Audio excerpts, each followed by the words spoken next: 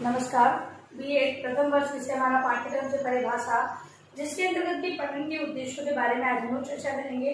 सर्वप्रथम एक परिभाषा देखते हैं पठन के उद्देश्य से संबंधित। तो श्रीधर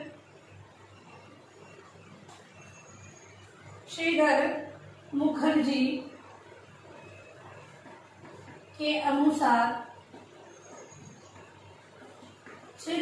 के अनुसार पठन एक कला है।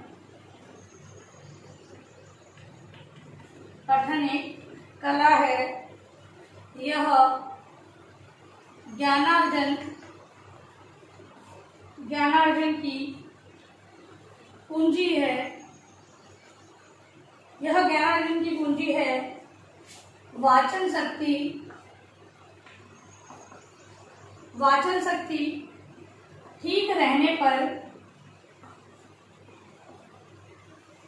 कि मनुष्य जटिल से जटिल विषय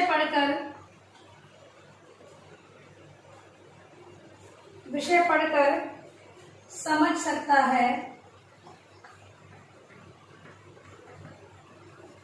सकता है तथा पढ़े हुए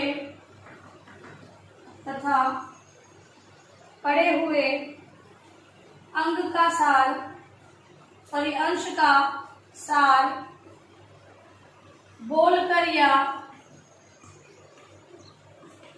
लिखकर व्यक्त कर सकता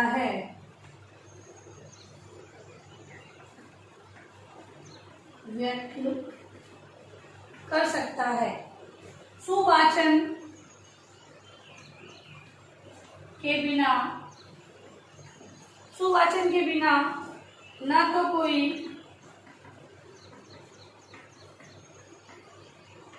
कोई अच्छा वक्ता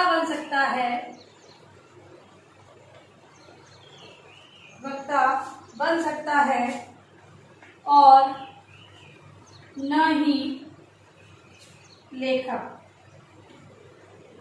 देखिए, जो श्रीधर मुखर्जी है उन्होंने ये बताया है कि पठन एक कला है जो ज्ञानार्जन की पूंजी, क्योंकि हम पठन के आधार पर ही विभिन्न प्रकार का ज्ञान है वो अर्जित करते हैं। यदि अगर बालक के अंतर्गत पठन की योग्यता विकसित हो जाती है तो वो स्वाध्याय की ओर भी प्रेरित होता है तथा स्वयं पढ़कर किसी के भाव को ग्रहण करने के लिए भी वो सक्षम हो जाता है। तो वहां पर जटिल से जटिल विषय पढ़कर, अगर मान लो किसी की वाचन शक्ति अच्छी है तो वो जटिल से जटिल विषय वस्तु को पढ़कर समझ सकता है, पढ़े हुए अर्थ को बोलकर या लिखकर अभिव्यक्त कर सकता है।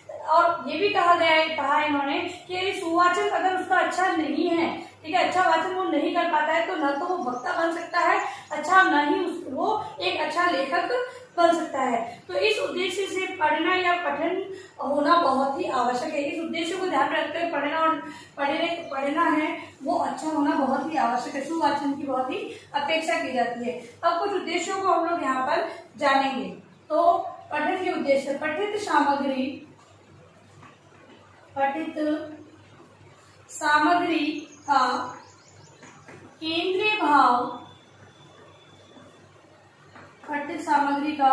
केंद्रीय भाव या विचार ग्रहण कर लेना।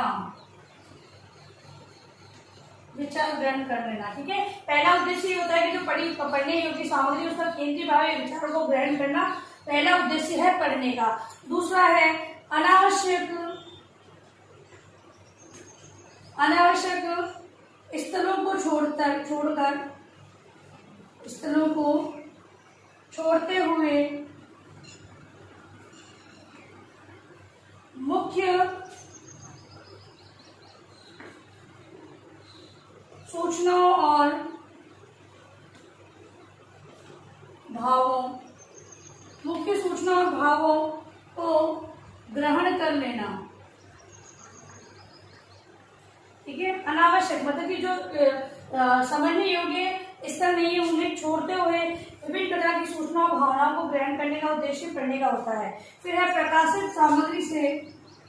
प्रकाशित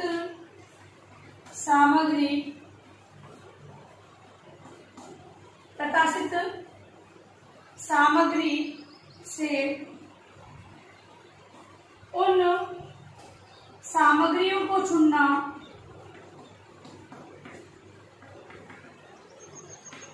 उन सामग्रियों को चुन लेना जो उसको आवश्यकता अनुकूल हो, आवश्यकता अनुकूल हो। अगली बात ये बताइए, जो प्रकाशित सामग्री, हम लोग मान लो कोई पुस्तक ही पढ़ते हैं, अब उसमें से हमारे आवश्यकता, हमको किस चीज की आवश्यकता है, किस चीज को हम समझना चाहते हैं, तो पढ़ने वाला व्यक्ति उस चीज को अपने आप में छाट लेता है और समझ लेता है कि मेरे पढ़ने योग्य सामग्री या फिर मेरे उपयोग में लाने योग्य सामग्री, इसका मैं उपयोग कर सकता हूँ। ऐसा पढ़ना कहलाता है। उद्देश्य यही होता है कि जो प्रकाशित सामग्री उसको आवश्यकता अनुसार अपने अनुकूल चुन लिया जाए, यही पढ़ना होता है। फिर है पुस्तकालय तथा वाचनालयों, पुस्तकालयों तथा वाचनालयों, पुस्तकालय तथा वाचनालयों में जाकर पुस्तक सूची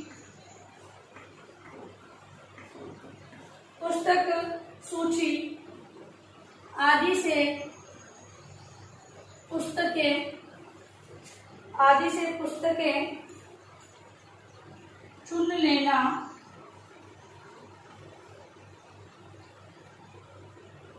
लेना तथा उनका प्रयोग करना। पढ़ने से मतलब ये है कि अगर पुस्तकालय या वाचनालय में जाया जाए तो वहां पर बहुत सारी पुस्तकें होती है, हम लोग देखते हैं, तो वहां पर कौन सी हमारे काम की पुस्तकें, किसका उपयोग हम कर सकते हैं, या फिर ये कहें कि किसमें हमें सबसे ज्यादा अच्छा मतलब कि अभी सबसे ज्यादा अच्छे विचार हमें देखने को मिलेंगे, ये डिसाइड करना पढ़ने के अंतर्गत, उद्देश्य के अंतर्गत माना गया है कि जो व्यक्ति पढ़ना जानता है, अगर वो वाचनालय या पुस्तकालय में से अपनी विषय से संबंधित जो आवश्यक पुस्तक है उसका चुनाव कर ले, वही पढ़ना कहलाएगा। इसके अलावा पठित सामग्री में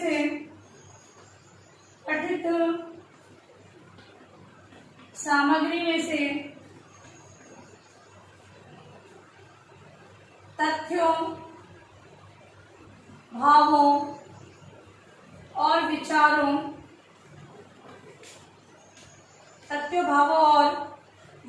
को चुन लेना। जो पढ़ी हुई सामग्री है उसके अंतर्गत से व्यक्त किए गए तथ्य, भाव और विचारों को चुन लेना पढ़ने के उद्देश्य के अंतर्गत माना गया है। अगला है साहित्य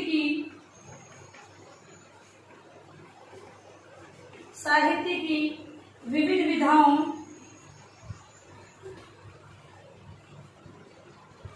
साहित्य की विविध विधाओं के प्रमुख तत्वों को पहचानना, प्रमुख तत्वों को पहचानना। अगली बात ये बताई गई है, साहित्य की जो विधा है, गद्य पद्य व्याकरण, उसमें जो तत्व दिए गए हैं उनके तत्वों की पहचान करना। जैसे कि मान लो गद्य की रचना है, अब गद्य की रचना को देखते ही पढ़कर उसे पता चल जाए कि जो निबंध लिखा हुआ ये संस्मरण या आत्मकथा या जीवनी है, वो डिसाइड कर ले, उस तत्व को पहचानने की योग्यता पढ़ने के अंदर मानी गई है। फिर है भाषा के लिपि चिन्हों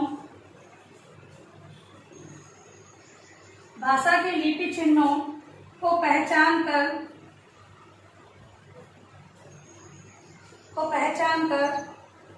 उनका शुद्ध उच्चारण करना। भाषा से संबंधित जो लिपि चिन्ह है उनको स्वाभाविक रूप से पहचानते हुए उनको शुद्ध रूप में उच्चारित करना पठन का उद्देश्य माना गया है। अगला है उचित स्वर,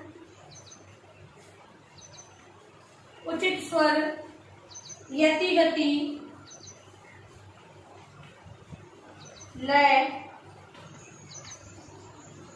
आदि के साथ विराम आदि चिन्हों को ध्यान में रखकर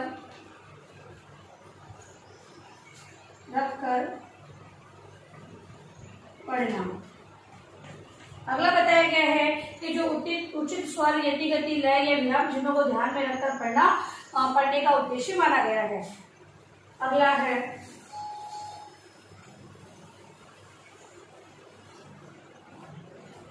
स्थानीय भाषा अथवा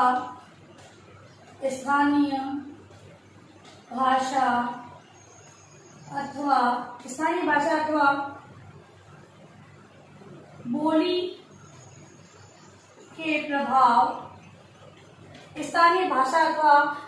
के प्रभाव से मुक्त रहकर पढ़ना।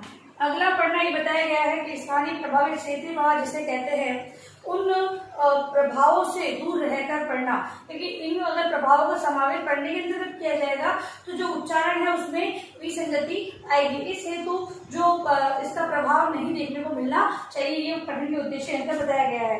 फिर है संधि विच्छेद,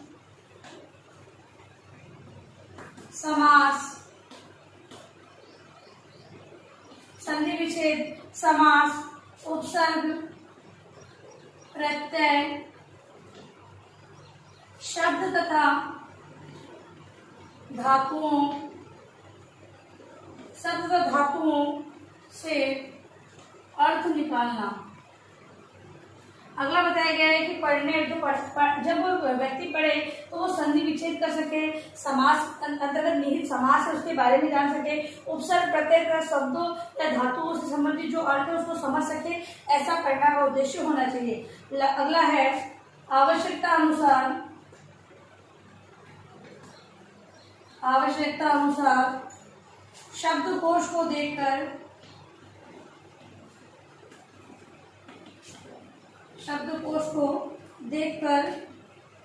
अर्थ निकालना। अगला उद्देश्य बताया है कि जिस प्रकार आवश्यकता हो उसी प्रकार से शब्दकोश को देखना और उसमें से शब्दों के अर्थ को ढूंढना, ऐसा आना चाहिए। फिर है शब्द का लक्ष्यार्थ एवं व्यंग्यार्थ ग्रहण करना।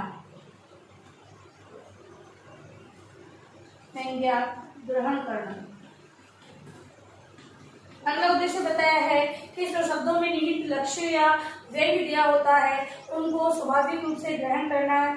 जब पढ़ा जाए तो किस प्रकार लक्षणों के माध्यम से क्या बताया गया है, या फिर कहाँ पर व्यंग्य के आधार पर व्यक्त किया गया, ये सारे विचारों को एक जब पठन के अंतर्गत समझ लिया जाता है तो वहां पर ये उद्देश्य की पूर्ति हो जाती है। इस प्रकार से हमने पढ़ने के उद्देश्य को जो जाना है उसी को आप होमवर्क के रूप में लिखकर लाएंगे। ये अपना होमवर्क का प्रश्न आज का गृह कार्य है आपका आज पठन या पढ़ने के उद्देश्यों का वर्णन करें। ठीक है, ये आपका गृह कार्य प्रश्न जिसे आप अपनी उत्तर पुस्तिका में अनिवार्य रूप से लिखेंगे और अंत में इस महामारी के दौर में कम से कम आवश्यक कार्य होने पर घर से बाहर निकले। आप लोग बाहर निकलते तो 3 बातों का विशेष ध्यान रखें, मास्क लगाएं, सोशल डिस्टेंस बनाएं और हाथों को बार बार सैनिटाइज करते हैं। ध्यान रखें। धन्यवाद।